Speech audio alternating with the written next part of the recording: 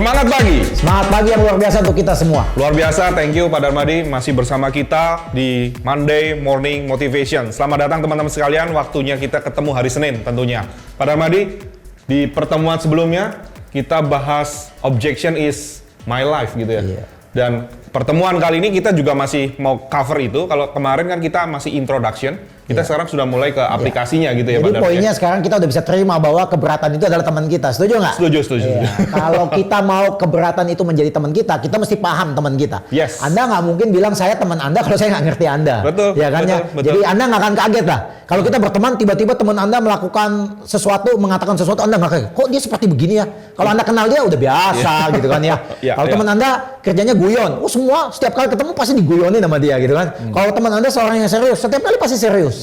Malah aneh kalau tiba-tiba yang serius jadi guyon, yang guyon jadi serius itu Anda akan kaget. Ini teman saya kok bisa berubah gitu ya.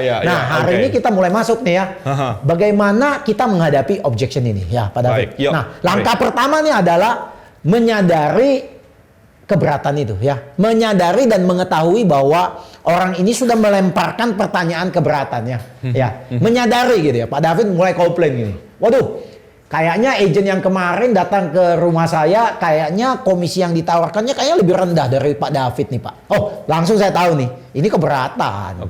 Keberatan yang bukan negatif, keberatan yang harus diklarify, keberatan yang harus dijawab dengan elegan, ya. Keberatan yang kalau tidak dihadapi dengan baik, ini bisa menjadi sesuatu yang berbahaya. Betul. Yang akhirnya dipikir, oh kalau begitu Anda kemahalan, saya akan nyari yang lebih murah. Ini bahaya ya. Ini. Jadi ketika seseorang mulai mengajukan hal-hal seperti itu, ambil contoh yang paling gampang adalah masalah komisi aja ya. Sikap kita tuh bukannya mukanya jelek gitu ya. Kok ditawar gitu ya. Kayaknya ini mau nawar nih pasti kan ya. Ini pasti mau nawar nih, muka kita jelek gitu ya. Atau muka kita bisa dalam posisi yang pasrah. Waduh Bu, berarti kemarin udah ada yang datang ya Bu ya? Bilangnya 2% ya Bu ya? Ya, saya sih masih bisa turun-turun dikit Bu. Wah udah kelihatan juga nggak confident. Ini posisinya udah lemah dia Pak. Ya, bisa aja dia bertahan. Ya udah Bu, saya ikut Bu. Kalau dia 2%, saya juga 2%. Itu bisa juga. Itu juga posisi yang lemah sekali. Iya, sangat atau lemah. yang lebih agresif. Bu, kalau dia 2%, saya 1,5% juga bisa. Jadi instead menceritakan bedanya apa, ya malah kita argue siapa yang paling murah. Ini berbahaya Pak. Karena saya udah bilang jual beli properti itu bukan sesuatu yang mudah, sesuatu yang kompleks. Kalau customer mulai mencium kayaknya Anda ini nggak profesional gitu, Anda nggak ceritakan apa yang harus Anda lakukan, kita akhirnya ribut tawar-menawar begitu. Ini paling bahaya nih agent yang saya kasih tahu. Agent ketemu penjual, mau masarin propertinya, nggak sampai 2 menit, omongnya udah langsung komisinya berapa. Bahkan penjualnya nanya, rumah saya kira-kira harganya berapa? Terserah Bapak aja. Oh ini udah nggak profesional banget. Kalau saya takut Pak. Sama aja kayak Bapak ke dokter kan. Bapak ketemu dokter. Dok saya sakit ini, obatnya apa? Ya terserah kamu aja. Ngeri loh. Lo ngeri. Ini dokter atau dukun atau badut atau apa gitu ya. Habis itu menurut Bapak rumah saya harganya berapa? Ya saya nggak tahu. Bapak mau berapa saya ikut aja Pak. Nggak mau saya sama orang kayak gitu Pak. Iya. Bapak komisinya berapa? Siapa yang paling murah? Saya lebih murah lagi Pak. Tambah takut saya. Apa penjual properti mau seperti begitu ketemu agent? Nggak mau lah. Dia pikir ini orang yang bener aja gitu ya. Betul. Iya kan ya. Sebenarnya kalau pemilik properti ingin jual propertinya, emangnya dia pengen nyari agent yang paling murah memasarkan rumahnya Pak? Enggak juga sebenarnya. Kalau saya pribadi maunya pertama pasti itu. Iya. Kalau mau itu mestinya Bapak cari iklan dong di koran atau di internet gitu. Iya. Agent properti yang menawarkan komisi yang paling murah. Kalau ada saya banting lebih murah. Mestinya begitu kan ya? Iya. Nggak ada Pak. Kenapa nggak ada Pak? Karena sama juga karena hal ini penting Pak. Ambil contoh Pak David, ambil contoh nih ya. Ini Pak David kena penyakit otak begitu dan mesti operasi otak. Apakah Pak David akan cari di internet dokter mana yang diskon kebetulan 50% hari ini? Nggak ada. Nggak ada lah. Ya Pak David memang nggak mau mahal, tapi tujuan utama Pak David adalah sembuh. Betul. Tujuan utama customer itu rumahnya terjual. Itu yang lebih penting, ya kan ya. Nah, lebih baik kita fokus ke sana. Jangan baru 2 menit ngomong udah fokus komisi. Ini berbahaya sekali, Pak. Bahaya, betul. Ini nggak kelihatan profesional sama sekali, Pak. Setuju. Iya ya. Jadi ketika saya sudah mendengar Pak David sudah mengutarakan pendapat Pak David mengenai di sebelah situ ada komisinya mungkin lebih murah. Saya udah nangkep nih. Saya akan ngomong, Pak, saya nggak nyalain Bapak, Pak ya. Kalau saya juga seperti Bapak, saya akan nyari agent properti yang kalau bisa menjual properti saya dengan harga yang termurah komisinya. Namun laku gitu Pak ya. Tapi kan yang paling penting rumah Bapak laku kan Pak? Iya. Saya barusan, saya nggak ribut sama Pak David loh. Betul. Saya menghargai bahwa Pak David ini shopping around. Saya menghargai Pak David menemukan agent yang bisa menawarkan komisi yang lebih murah gitu. Saya acknowledge itu. Yes. Dan saya bilang saya nggak menyalahkan Pak David. Kalau saya seperti Pak David, saya juga akan melakukan hal itu. Tetapi yang paling penting, bukankah rumah Bapak terjual kan Pak? Yes. Iya. Jadi Pak David merasa jawaban saya ini menyerang Bapak atau oke? Enggak. Netral ya? Fine ya? Yes. Nah, jadi kalau Anda dikasih seperti begitu, ambil contoh malah sekarang saya balik nanya Pak David ya. Gimana? Silakan. Pak David jadi agent, saya jadi pemilik properti. Ini kali alasannya bukan mengenai komisi. Oke. Iya kan? Pak, saya tadi dengar presentasinya Pak David. Pak David ingin agar properti saya ini di listing secara eksklusif ya Pak ya. Padahal agent-agent yang lain maunya open Pak. Kalau bisa open aja Pak. Nah, Pak David belajar coba cara ngomong yang seperti saya. Oke. Aduh. Ingat, pertama mesti ngomong apa dulu? Saya mengerti kenapa iya, Bapak Pak. berpikir. Iya Pak, saya mengerti Pak. Bapak maunya tidak mau eksklusif, maunya open, Iya, gitu Pak. kan. Tapi kan poinnya adalah yang penting properti Bapak bisa terjual dengan. Oke, Bapak tadi langsung main copy pasta apa yang saya ngomong kan? Iya, Tapi mestinya Bapak nanya, Pak kalau boleh saya tahu, saya mengerti apa yang Bapak katakan tadi antara apakah listingnya sebaiknya open atau eksklusif. Oke. Kalau boleh saya tahu, apakah agent yang sebelumnya presentasi ke Bapak itu menjelaskan apa bedanya eksklusif dan open? Oke. Saya mancing nih Pak. Iya. Ini saya mancing masuk nih. Oke. Bapak bisa jawabnya dua. Enggak, dia nggak bisa jelasin. Saya bahkan juga nggak tahu itu apa itu open, apa itu eksklusif. Menarik nih. Oke. Anda sendiri nanya saya loh, saya akan buka nih bedanya apa nih. Iya. Dan Anda sendiri mutusin, Anda yang mau eksklusif atau open. Saya nggak ada masalah gitu kan ya. Jadi sebenarnya langkah ini langkah yang paling pertama di acknowledge ini adalah saya tidak menyalahkan kenapa Bapak berpikir seperti begitu. Acknowledge Itu penting dulu ya. sekali. Ya, Kata pertama itu artinya kalau saya jadi you sama aja. Saya juga seperti you kok. Normal lah, Normal lah, orang komplain mah normal ya kan ya. Nah sampai di sini enak nih kan ya. Ya. Anda memperlihatkan empati Anda gitu sama dia. Saya juga seperti Anda kok kalau seperti gitu. Anda jangan nantang dia. Anda jangan nantang dia. Ya kalau Bapak mau yang 2%, Bapak pergi aja sana. Ini kan, ya lihat nih. Cari gara-gara, Pak. Oh, Anda tersinggung secara ego, penolakan di kepala Anda. Wah, orang ini belum apa-apa udah nolak saya. Cari Ya udah lu masalah. pergi nyari. Cari masalah. Ini kalau agent kayak begini sebagai jadi agent deh, Pak. Ya, jadi tentara aja lebih bagus ya, Pak ya. Ya. Jadi di sini poin pertama adalah saya tadi katakan kepada Pak David bahwa saya mengerti kenapa dia berpikir seperti gitu. Kemudian saya lanjut lagi. Ketika saya ngomong itu, saya menunjukkan rasa empati saya. Saya belum jawab keberatan Pak David. Saya belum jawab, Pak. Saya menunjukkan rasa empati, saya mengerti kondisi Bapak, karena kalau saya juga seperti Bapak, saya juga akan seperti Bapak. Kemudian saya mulai melemparkan sebuah pertanyaan yang soft gitu. Seperti, apakah Bapak tahu bedanya open dengan eksklusif? Apakah Bapak sadar komisi yang 3% dengan yang 2% tadi, servisnya bedanya apa? Kalau Bapak nggak sadar, itu saya harus jelasin. Jadi nggak jadi keberatan nih. Ini nih jadi presentasi lagi, masuk lagi nih. Berarti dari tadi Pak David tidak presentasi dengan baik. Ini artinya nih bahayanya banyak di real estate agent ini. Dia ketemu customer, ngomongnya hanya dua. Harga dengan komisi, bayangin. Agent ketemu stranger, rumah mau dijual, hanya dua dia ngomong. Komisinya berapa, harga propertinya berapa. Ini bahaya banget Pak David. Iya, setuju. Ini tidak ada tahu ujung belakangnya apa. Saya bahkan tidak menggali kebutuhannya Pak David. Pak David mau jualnya sekarang kek, Pak David jualnya kepepet kek, Pak David mau harganya turun kek, bahkan Pak David dapat harga dari mana harganya pun saya bahkan nggak mau tahu. Berapa mau dijual? 2M.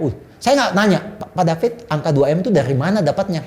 Oh dari kemarin malam saya mimpi saya dapat 2M. Ini bahaya nih jadi agent nih, Anda sudah masuk ke dalam masalah yang susah tanpa adanya preliminary ya. Research preliminary apa yang terjadi ya.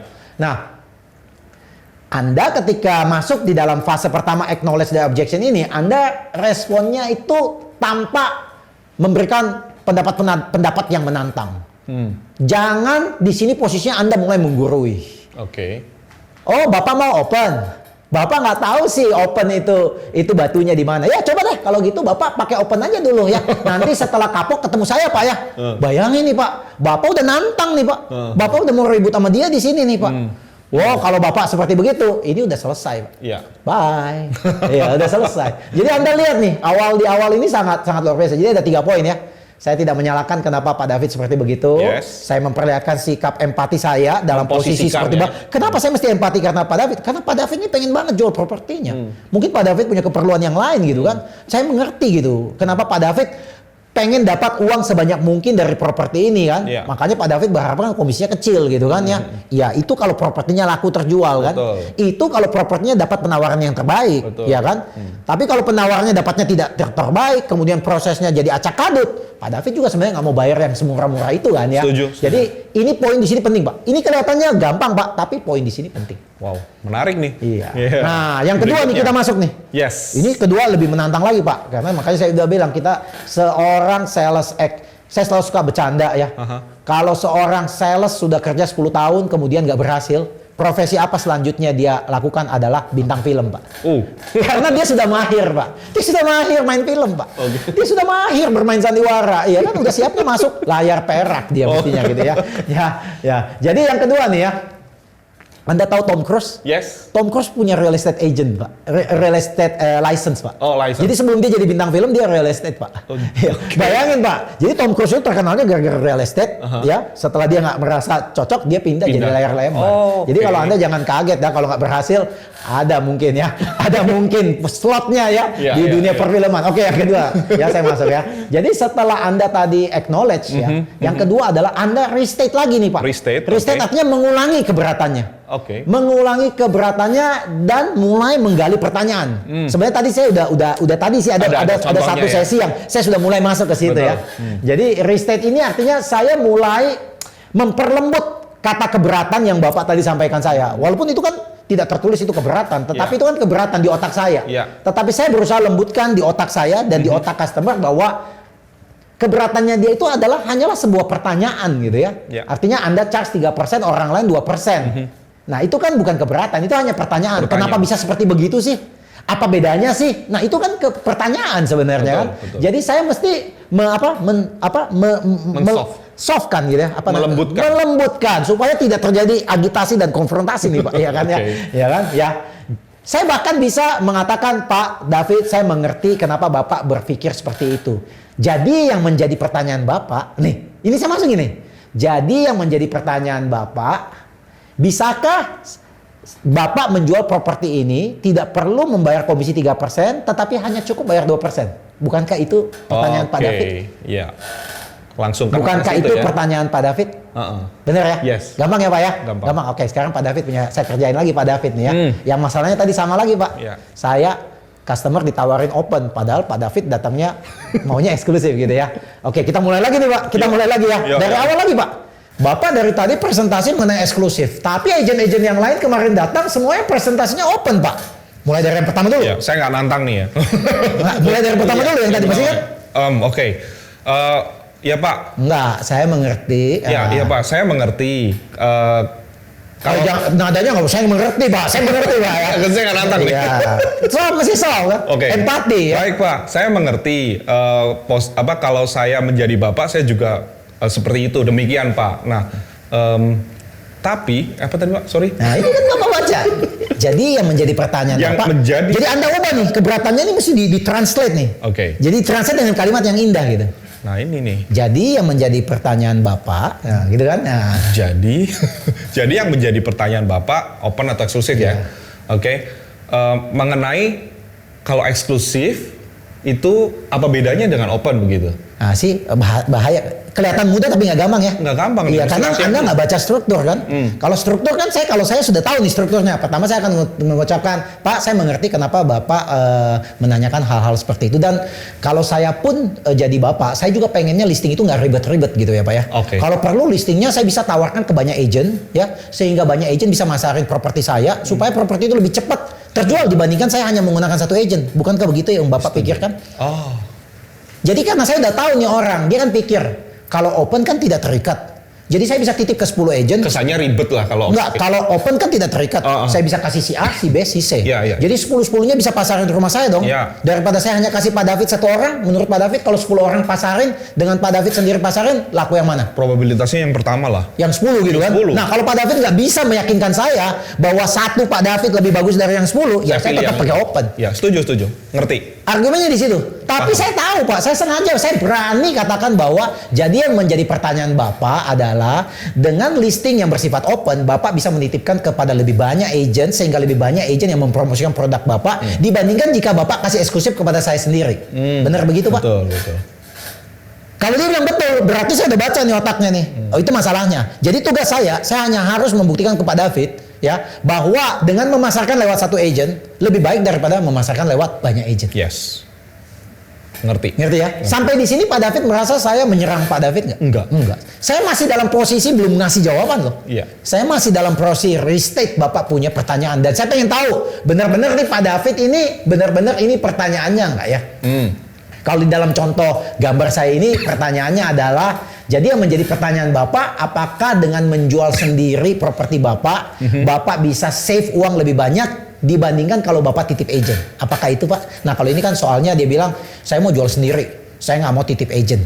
Jadi kita umpama nih Pak David ketemu customer nih yang ngomong, oh maaf ya Pak, Bapak agent ya Pak? Oh maaf Pak, saya pengen jual rumah saya sendiri. Saya nggak mau pakai agent. Nah saya masuk nih, saya mengerti Pak. Saya mengerti perasaan Bapak. Kalau saya juga jadi Bapak ya, saya akan berusaha menjual properti saya sendiri. Jika saya tahu caranya Pak.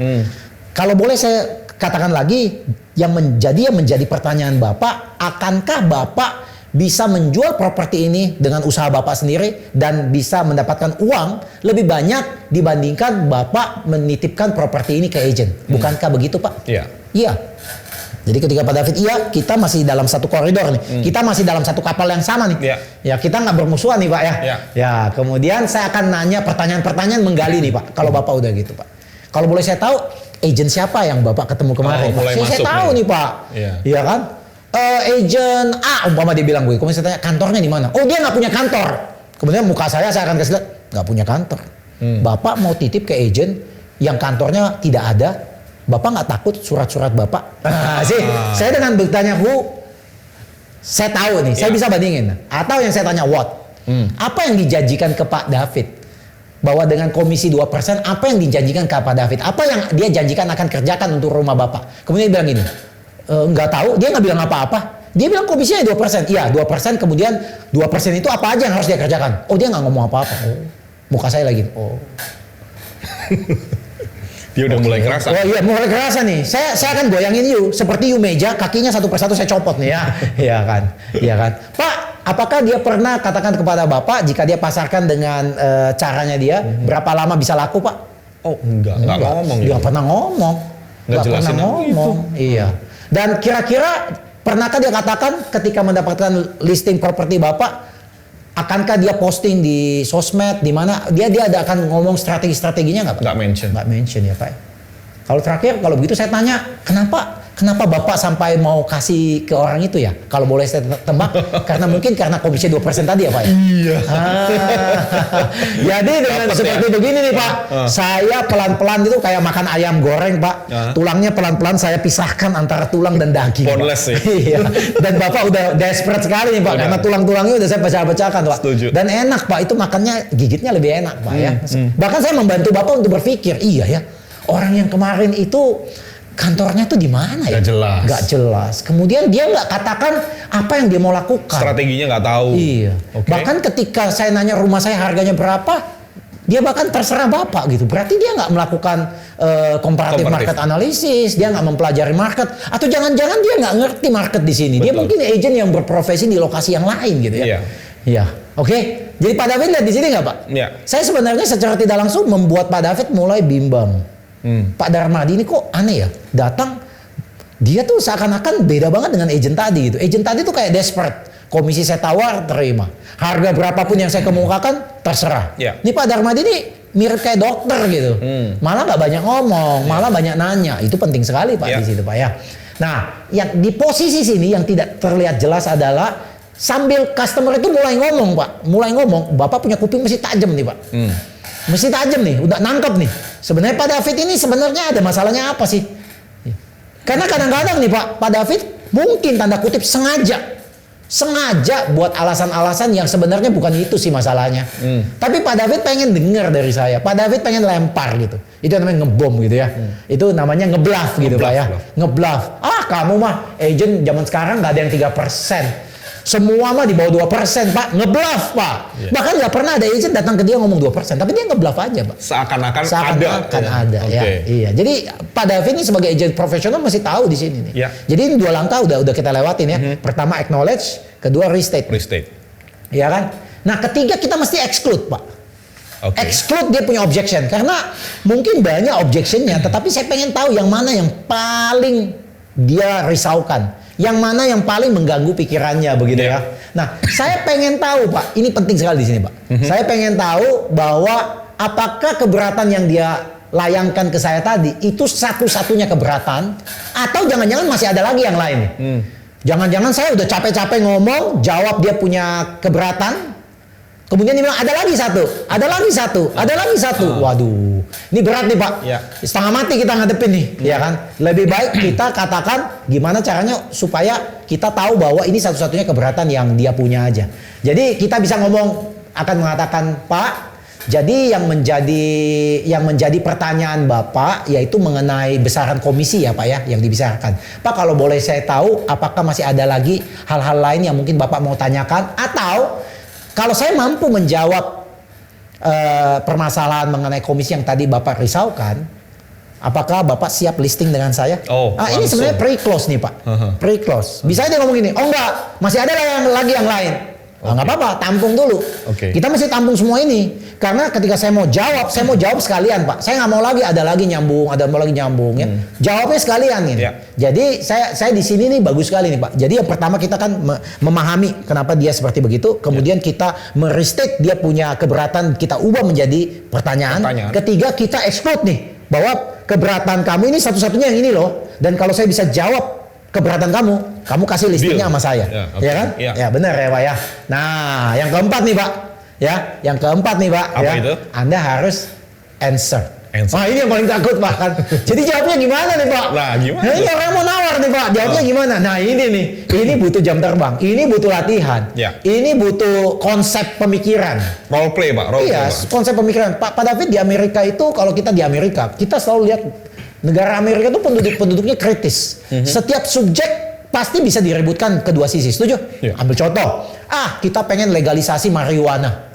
Oh jangan legalisasi marijuana. Ini rakyat bisa rusak. Nggak apa-apa rusak.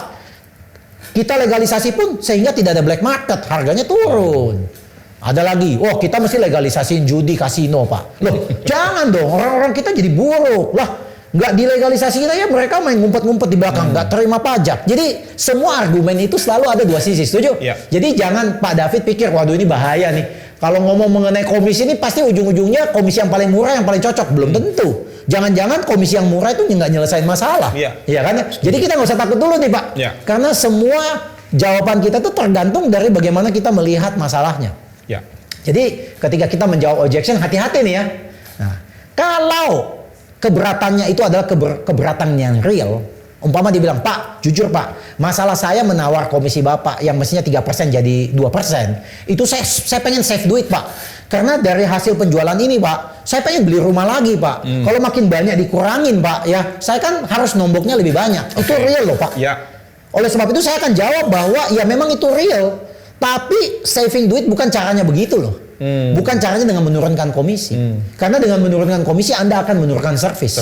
Ketika Anda menurunkan komisi, Anda juga akan menurunkan bagaimana activity marketing strategi untuk menjual properti Anda. Dan itu akan hurt Anda karena Anda tidak akan mendapatkan calon pembeli yang banyak. Dan calon pembeli yang sedikit membuat posisi tawar Anda lemah. Dan akibatnya harga rumah Anda bisa turun. Nah, Anda lihat nggak cara pikirnya? Saya bisa lari ke sana. Nah itu saya bisa taruh di jawaban. Jadi di sini dikatakan kalau keberatannya itu real, ya katakan tell the truth yang seperti saya tadi, ya cara pikirannya seperti begitu. Tapi kalau sebenarnya keberatannya itu hanya mengada-ngada, kita minta dia buktikan. Dia bilang ada tuh agent properti 1% juga mau. Siapa Pak? Mana Pak? Kalau dia nggak bisa ngomong dia lemah. Iya kan? Tembak aja Pak. Dia hanya ngomong, Pak yang mana Pak? Kalau boleh saya tahu Pak. Boleh saya tahu ya. Ya jadi ini bagus juga nih. Dan ketika saya menghadapi sampai level ini saya masih tenang loh Pak. Saya masih tenang. Karena jawabannya ada di kantong saya Pak. Saya nggak takut nih Pak ya. Ya. Nah, ketika Anda menjawab keberatan, paling bagus itu pakai analogi Pak. Gimana tuh? Pakai cerita. Nanti itu di sesi berikutnya. Itu yang paling mahal Pak ya. Nah, analogi gitu kan ya. Ambil contoh lah Pak. Ada orang Pak David pergi beli sepeda untuk anaknya gitu kan. Kemudian Bapak udah mau bayar sepeda, kemudian kasirnya ngomong, "Pak, nggak sekalian beli helm?" Oh enggak lah, nggak perlu, anak-anak hanya di pekarangan aja mainnya. Kemudian dia akan ngomong, Minggu lalu Pak Hasan juga datang, saya tawarin beli helm, dia juga nggak ambil Pak. 2 hari dia pakai Pak, anaknya main di pekarangan, tiba-tiba ada motor senggol, anaknya jatuh. Sekarang masih di rumah sakit Pak. Pak David langsung bilang, kalau begitu saya beli 2 deh. Karena ada cerita nih Pak, analogi yang agak mirip dengan cerita Bapak nih. Masuk akal ya? Masuk akal Pak. Nah, analogi itu penting Pak. Penting Pak, ya kan? Saya bukan berarti bahwa kita bohongin orang, enggak. Karena kenyataan ini ada. Betul. Orang nggak beli helm jatuh kena kepalanya. Bener kan Pak ya? Jadi Bapak harus ikut, Bapak punya dengan analogi. Ada orang ngotot rumahnya tidak mau eksklusif, maunya titipnya open. Akhirnya ketika semua agent disuruh pasarin rumahnya secara open, agent bilang, waduh kalau 10 orang pasarin kemungkinan saya nggak bisa laku. Mereka tidak mengeluarkan uang lebih banyak untuk kos pemasaran. Akhirnya rumah itu malah tambah lama tambah nggak laku. Ada cerita seperti begitu Pak. Bapak harus punya analogi cerita seperti begitu ya. Nah yang berikutnya adalah yang kita harus gali adalah keberatan sesungguhnya di balik keberatan itu gitu ya. Jadi sebenarnya yang saya tadi barusan udah katakan, keberatan nggak mau bayar komisi 3%, bukan 3%-nya. Keberatannya adalah dia pengen dapat net yang lebih banyak kalau komisinya lebih kecil. Itu kan sebenarnya keberatannya. Nah kita harus baca itu, jangan argue. Dia 3%, saya 2%, dia 2%, saya 1%. Itu bukan masalahnya itu Pak. Dia masalah hanya ngitung, dia bisa save. Bahkan kita bilang, Pak, kalau Bapak titip saya 3%, saya akan memaksimalkan marketing exposure terhadap produk Bapak. Sehingga produk Bapak mempunyai kemungkinan bisa lebih cepat laku.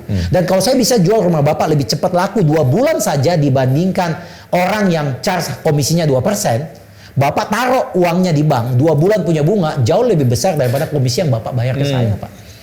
Kalau itu menjadi masalahnya, you lihat ya. Jadi di sini nih, ini butuh logika yang baik dari seorang agent, mencari keberatan sebenarnya di balik keberatan tadi.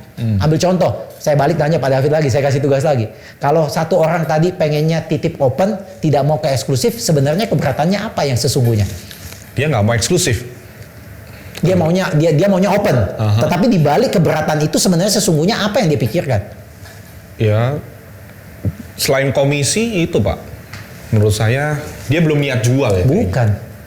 Kalau dia membandingkan Pak David, saya ditawarin open oleh banyak agent dan Bapak nawarin eksklusif. Dan saya keberatan dengan eksklusif. Saya prefer agent dengan open. Karena di pikirannya makin banyak yang jual punya dia, makin cepat laku. Pertanyaannya apa benar seperti begitu? Tidak. Nah, itu keberatan sesungguhnya yang Pak David mau. Jangan Pak David bilang, oke deh kalau semua open saya juga ikut open. Loh, sebenarnya bukan itu keberatannya kan? Ngerti. Setuju nggak? Ya. Ini penting di sini Pak. Ya kalau nggak bisa nangkep di sini akhirnya kan, ya dia ngapain saya ikut aja Pak? Ya you tuh sales bener atau nggak sih? Ya.